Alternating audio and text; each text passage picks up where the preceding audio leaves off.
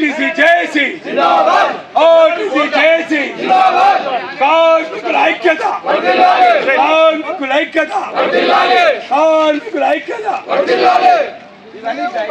हमारा मांगे नहीं मिले तो बस का भैया नहीं चलेगा हमारा मांग चलेगा बस का भैया बस का भैया नहीं चलेगा बस का भैया नहीं चलेगा नहीं चलेगा नहीं चलेगा बस का भैया नहीं चलेगा नहीं चलेगा नहीं चलेगा बस का भैया नहीं चलेगा बस का भैया नहीं चलेगा जेएसी जिंदाबाद जेएसी जिंदाबाद जेएसी जिंदाबाद जेएसी जिंदाबाद जेएसी जिंदाबाद जेएसी जिंदाबाद आरटीसी కార్మికుల ఐక్యత ఆర్టీసీ కార్మికుల ఐక్యత ఆర్టీసీ ఉద్యోగులను పిఆర్సీలను ఆర్టీసీ కార్మికులను ప్రభుత్వంలో నిలిచారు ఆర్టీసీ కార్మికులను ఆర్టీసీ కార్మికులను ఆర్టీసీ కార్మికులను ఆర్టీసీ యూనియన్లను ఆర్టీసీ యూనియన్లను ఆర్టీసీ యూనియన్లను ఆర్టీసీలో యూనియన్లను ఆర్టీసీలో యూనియన్లను हमारे मांगे नहीं मिले तो बस का भैया नहीं चलेगा हमारे मांगे नहीं मिले तो बस का भैया नहीं चलेगा बस का भैया नहीं चलेगा बस का भैया नहीं चलेगा बस का भैया नहीं चलेगा बस का भैया नहीं चलेगा बस का भैया नहीं चलेगा ఎలక్ట్రిక్ బస్సులను ఆర్టీసీ తీసుకోవాలను ఎలక్ట్రిక్ బస్సులను ఆర్టీసీ తీసుకోవాలి ఎలక్ట్రిక్ బస్సులను ఆర్టీసీ తీసుకోవాలి ఆర్టీసీ ఎలక్ట్రిక్ బస్సులను ఆర్టీసీ తీసుకోవాలి ఎలక్ట్రిక్ బస్సులను ఆర్టీసీ తీసుకోవాలి ఎలక్ట్రిక్ బస్సులను ఆర్టీసీ తీసుకోవాలి వచ్చింది మాబ్రా డిపో కూడా రాష్ట్ర జేఏసీని మేము ఆహ్వానిస్తున్నాం. ప్రత్యేకించి మన కన్వీనర్ గారు అట్లాగే కో కన్వీనర్ గారు ఈ చైర్మన్ గారు దీనికి రావడం జరిగింది. వాస్తవంగా కార్మికుల పక్షాన ఎవరుండరు, కార్మికులకు విరోధంగా ఎవరున్నారని ఈ సమ్మెలో మనం నిర్ణయించుకోవాల్సిన అవసరం ఉంది. ఆ రూపంలో మన డిపోకి వచ్చిన వాళ్ళను మనం ప్రత్యేకంగా ఆహ్వానిస్తూ వాళ్ళు ఇచ్చే కార్యక్రమాలని మనం జయప్రదంగా నిర్వహించాలని చెప్పి కోరుకుంటూ చాలా సమయం ఉంది కాబట్టి మనం ప్రత్యేకంగా మన రాష్ట్ర నాయకత్వాన్ని మాట్లాడాల్సిన కోరుతున్నాను. మన జిఎల్ వ్యాప్తంగా ఈరోజు ఆర్టీసీ కార్మికులు ఎదుర్కొంటున్నటువంటి సమస్యలపైన ఏదైతే రాష్ట్ర జేఏసీ ఇచ్చినటువంటి సమ్మె నోటీసుకు అవేర్నెస్ ప్రోగ్రామ్గా ఈరోజు మహబూబ్నగర్ డిపోకు రాష్ట్ర జేఏసీ కన్వీనర్ గారు చైర్మన్ మన వెంకన్న గారు, కో చైర్మన్ థామస్ రెడ్డి గారు, అదేవిధంగా JAC co convener Suddala Suresh గారు, కో కన్వీనర్ బి యాదగిరి గారు, కోశాధికారి బి యాదవ్ గారు, మరి ఇక్కడ ఉన్నటువంటి జిల్లా జేఏసీ నాయకులు, మరి ఇక్కడ మహబూబ్నగర్ డిపో కార్మిక ఉద్యోగులందరికీ ఈరోజు ప్రత్యేక ధన్యవాదాలు తెలియజేసుకుంటూ ఏదైతే రాష్ట్ర వ్యాప్తంగా ఆర్టీసీ కార్మికులు ఎదుర్కొంటున్నటువంటి సమస్యలపైన ఏదైతే మనకు రావాల్సిన 2 పిఆర్సీలు అనుకోండి, అదేవిధంగా ఆర్టీసీలో యూనియన్ల ఇంప్లిమెంటేషన్ అనుకోండి, అదేవిధంగా మనకు రావాల్సిన ఆర్టీసీ కార్మికులను ప్రభుత్వంలో విలీనం చేయాలా, మరి ఆర్టీసీ కార్మికుల సర్వీస్ కండిషన్ మెరుగుపరచాలా, అదేవిధంగా ప్రతి ఒక్క సమస్య పైన దాదాపు ఎన్ని డిమాండ్స్ అన్నా నేను చూడలే 31 డిమాండ్స్ మీద మరి సమ్మె నోటీస్ ఇవ్వడం జరిగింది. మరి దానికి అనుగుణంగా ఈరోజు మహబూబ్నగర్ జిల్లా వ్యాప్తంగా ఉమ్మడి జిల్లా వ్యాప్తంగా నేను ఒకటే చెప్పాలనుకున్నా, వాళ్ళు రాష్ట్ర నాయకులు చెప్తారు. మరి మహబూబ్నగర్ జిల్లాలో ఉన్నటువంటి అన్ని యూనియన్ నాయకులందరూ కలిసి ఒక జేఏసీగా ఏర్పాటు అయ్యి మనం చేయబోయే సమ్మెను దిగ్విజయంగా చేయాలని మరి ఈరోజు ఉమ్మడి జిల్లా వ్యాప్తంగా కూడా ఆర్టీసీ కార్మికులను కోరుకుంటున్నా, పత్రికాముఖంగా అనుకోండి, మరి అన్ని విధాలుగా కోరుకుంటున్నాం. కార్మికులకు వచ్చే సమస్యలపైన మరి రాష్ట్ర కమిటీ కూడా రాష్ట్ర జేఏసీ ఉన్న అన్ని యూనియన్ నాయకులను జేఏసీలోకి తీసుకొని మరి ఈ సమస్యలపైన పోరాటం సాధించేంత వరకు ప్రభుత్వం అనుకోండి మేనేజ్మెంట్ పైన పోరాటం కొనసాగించాలా. సమ్మె ఏ రకంగా వస్తే ఆ సమ్మెకు పూర్తి మద్దతు మహబూబ్నగర్ జేఏసీ ఉంటుందని తెలియజేసుకుంటున్నా. ఇప్పుడు నా పేరు B Yadagiri, JAC co convener. ఈ పాలమూరు బిడ్డ రేవంత్ రెడ్డి గారు ముఖ్యమంత్రి అయినందుకు మనందరి ఆశీర్వాదంతో ముఖ్యమంత్రి అయినారు.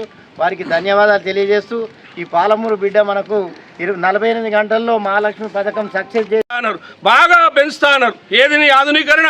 ఒక్క కొత్త బస్సు అయినా కొనిచ్చినావా? నీ ప్రభుత్వం వచ్చిన కాడికెళ్ళి కొనియలే. రెండోది, ఇవాళ తెల్ల ఏనుగురు లాంటి ఈవీ బస్సులు తీసుకొచ్చినావు. ఈవీ బస్సులు వస్తే అవి కేంద్ర ప్రభుత్వ గ్రాంట్లో ఉన్నాయి. అవి కార్పొరేట్ సంస్థలు. ఇవాళ ఓలక్టో, జేబీఎం లాంటి కంపెనీలకి నువ్వు ఒక్క బస్కి 36 లక్షలు సబ్సిడీ ఇస్తున్నావు. ఆనాడు గవర్నమెంట్ ఏమో జేఎన్ఎన్యూఆర్ బస్సులు వస్తే కేంద్ర రాష్ట్ర ప్రభుత్వాల ఈక్విటీ తోటి రాష్ట్రానికి ఇచ్చి ఆర్టీసీకి ఇచ్చిండ్రు. మరి ఇవాళ నువ్వెందుకు ఇవ్వకుండా వాళ్ళకి 36 లక్షలు సబ్సిడీ ఇప్పించి వాటిని అద్దెకి మాకు ఇస్తూ ఉన్నావు. ఇలా ఆర్డినరీలకి 45 నుంచి 65 రూపాయలు కిలోమీటర్కి ఇస్తూ ఉన్నాం. ఎక్స్ప్రెస్ మన సెమీ లగ్జరీ కంటే పైన ఉన్న వాటికి ఏసీ బస్సులకి మరి 65 నుంచి 85 రూపాయల వరకు కిలోమీటర్కి ఇస్తూ ఉంటే ఆ డబ్బులు మనకు వచ్చినాయి సరిపోక కిలోమీటర్కి ఇంకా 18-20 రూపాయలు మన జేబులో నుంచి కట్టే పరిస్థితి వచ్చింది. అదొకటైతే ఇవాళ బడ్జెట్ ఉంది.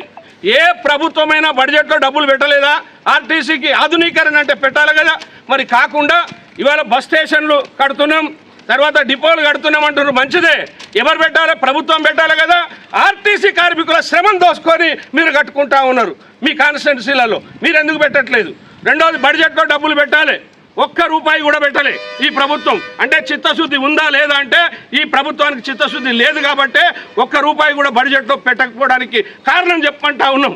మొన్న ఏం చెప్పిన అసెంబ్లీలో నేను పాస్ చేశాను.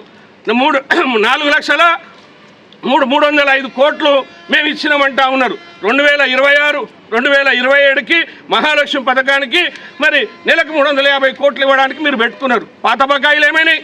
ఆర్టీసీ వాళ్ళకి రిటైర్డ్ అయిన వాళ్ళ బకాయిలే ఇలా లాభం వస్తున్నది అంటా ఉన్నారు.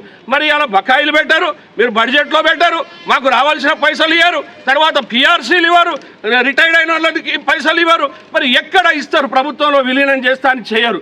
అంటే మీ మాట మీద ఏంది అంటే ఇవాళ అన్ని సంఘాలు అన్ని పార్టీలు అడుగుతూ ఉన్నాయి.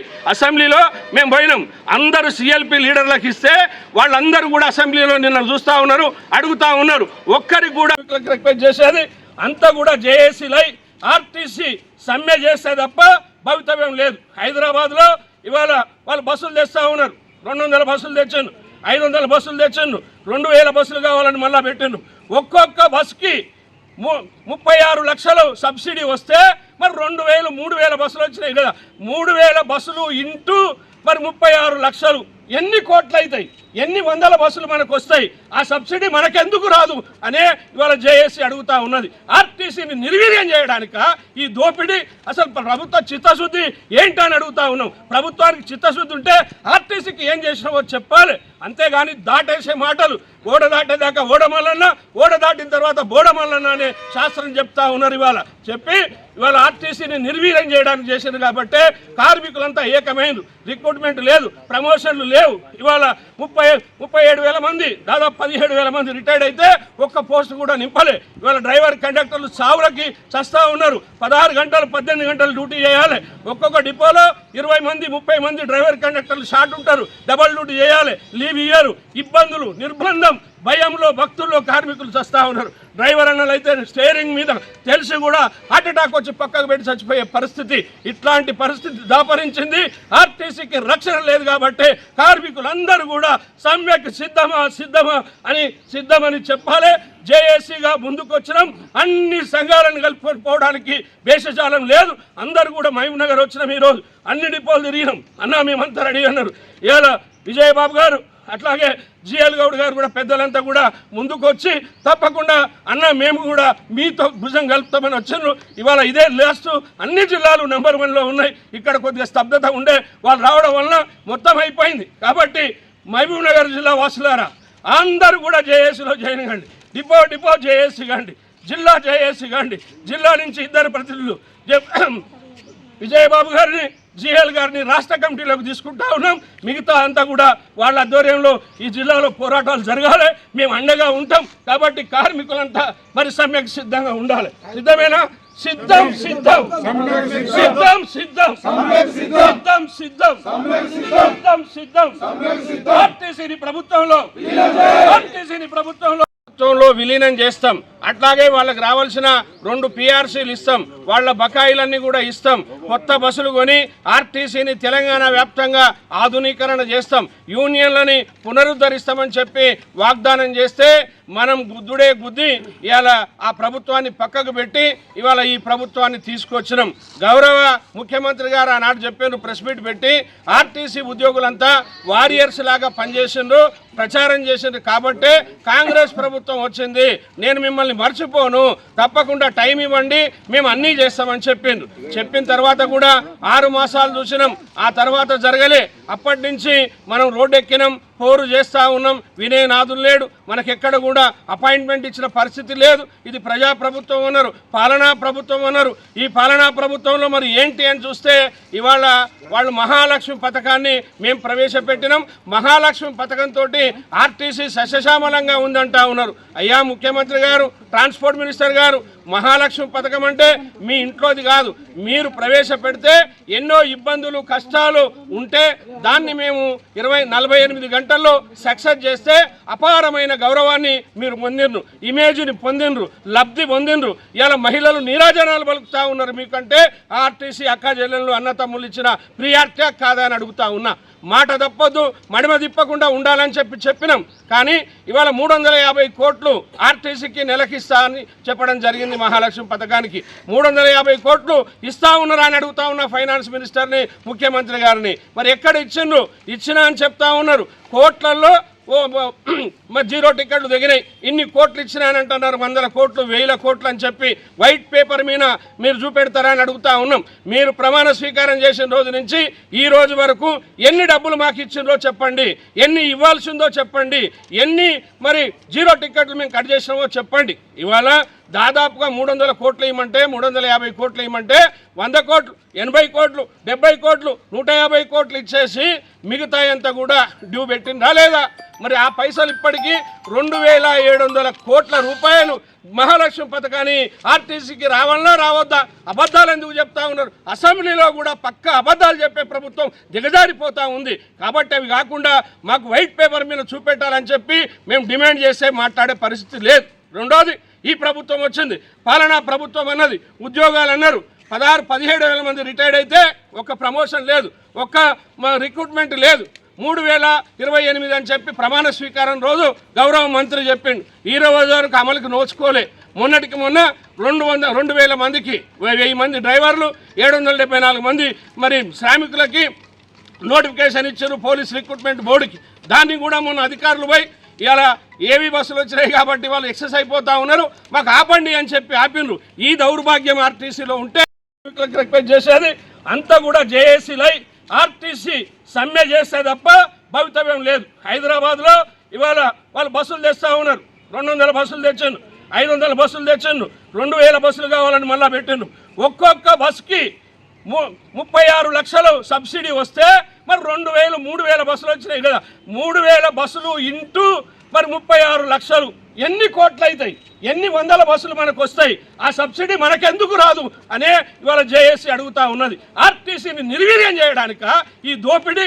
అసలు ప్రభుత్వ చిత్తశుద్ధి ఏంటని అడుగుతా ఉన్నాం. ప్రభుత్వానికి చిత్తశుద్ధి ఉంటే ఆర్టీసీకి ఏం చేసినావో చెప్పాలి, అంతేగాని దాటేసే మాటలు. ఓడ దాటేదాకా ఓడమల్లన్న, ఓడ దాటిన తర్వాత బోడమల్లన్న అనే శాస్త్రం చెప్తా ఉన్నారు. ఇవాళ ఆర్టీసీని నిర్వీర్యం చేయడానికి చేసింది కాబట్టి కార్మికులంతా ఏకమైనరు. రిక్రూట్మెంట్ లేదు, ప్రమోషన్లు లేవు. ఇవాళ 37,000 మంది, దాదాపు 17,000 మంది రిటైర్డ్ అయితే ఒక్క పోస్ట్ కూడా నింపలే. ఇవాళ డ్రైవర్ కండక్టర్లు సావులకి చస్తా ఉన్నారు. 16 గంటలు 18 గంటలు డ్యూటీ చేయాలి. ఒక్కొక్క డిపోలో 20 మంది 30 మంది డ్రైవర్ కండక్టర్లు షార్ట్ ఉంటారు, డబల్ డ్యూటీ చేయాలి, లీవ్ ఇయ్యారు. ఇబ్బందులు, నిర్బంధం, భయంలో భక్తుల్లో కార్మికులు చస్తా ఉన్నారు. డ్రైవర్ అన్నలు అయితే స్టీరింగ్ మీద తెలిసి కూడా హార్ట్ అటాక్ వచ్చి పక్కకు పెట్టి చచ్చిపోయే పరిస్థితి. ఇట్లాంటి పరిస్థితి దాపరించింది. ఆర్టీసీకి రక్షణ లేదు కాబట్టి కార్మికులందరూ కూడా సమ్మెకు సిద్ధమని చెప్పాలి. జేఏసీగా ముందుకు వచ్చినాం. అన్ని సంఘాలను కలుపుకోవడానికి భేషజాలం లేదు. అందరూ కూడా మహబూబ్ నగర్ వచ్చినాం. ఈరోజు అన్ని డిపోలు తిరిగినాం. అన్నా మేమంతా రెడీ అన్నారు. ఇవాళ విజయబాబు గారు అట్లాగే జిఎల్ గౌడ్ గారు కూడా పెద్దలంతా కూడా ముందుకు వచ్చి తప్పకుండా అన్న మేము కూడా మీతో భుజం కలుపుతామని వచ్చారు. ఇవాళ ఇదే లాస్ట్ అన్ని జిల్లాలు నెంబర్ 1లో ఉన్నాయి. ఇక్కడ కొద్దిగా స్తబ్దత ఉండే వాళ్ళు రావడం వలన మొత్తం అయిపోయింది. కాబట్టి మహబూబ్ నగర్ జిల్లా వాసులారా అందరూ కూడా జేఏసీలో జాయిన్ కండి. డిపో జేఏసీ కండి, జిల్లా జేఏసీ కండి. జిల్లా నుంచి 2 ప్రతినిధులు విజయబాబు గారిని, జిఎల్ గారిని రాష్ట్ర కమిటీలోకి తీసుకుంటా ఉన్నాం. మిగతా అంతా కూడా వాళ్ళ ఆధ్వర్యంలో ఈ జిల్లాలో పోరాటాలు జరగాలి. మేము అండగా ఉంటాం. కాబట్టి కార్మికులంతా మరి సమ్మెకు సిద్ధంగా ఉండాలి. సిద్ధమేనా? సిద్ధం సిద్ధం సిద్ధం సిద్ధం సిద్ధం సిద్ధం సిద్ధం సిద్ధం ఆర్టీసీ ప్రభుత్వంలో